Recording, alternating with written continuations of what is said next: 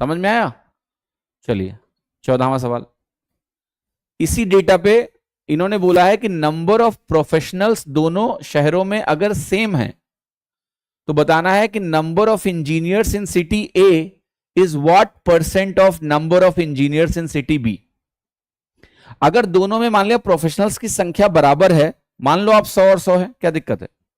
Equal है ना, तो इक्वल मान लो, 100 मान लेते हैं। अब आपको बताना है कि भाई सिटी ए में जो इंजीनियर्स हैं, सिटी ए में इंजीनियर्स हैं 22% यानी 22। सिटी बी में जो इंजीनियर्स हैं वो कितने हैं? सिटी बी में इंजीनियर्स हैं 10। ये कितना परसेंटेज ज्यादा है? तो ये 12 ज्यादा है। 12 10 के बेस पर 120% होता है। अब 12/10 इंटू 100 निकाल लो। अच्छा, ये 100 मानने की जरूरत नहीं थी। अगर आप थोड़े से भी समझदार हो तो आप कहोगे क्योंकि दोनों के बेसिस बराबर हो गए, जब मैं परसेंटेज कैलकुलेशन करूंगा तो वो कट जाएंगे बेसिस, तो ये 22 को सीधे 22 देख लो, यहां सीधे 10 देख लो। 10 से 22 का चेंज क्या है? 120% अधिक। पर क्या 120% उत्तर यहां लगाना है? नहीं। क्यों?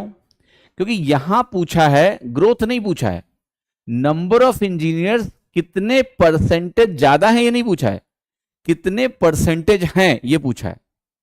तो हमें बेसिकली 22 का 10 पे सीधे परसेंटेज निकाल देना है।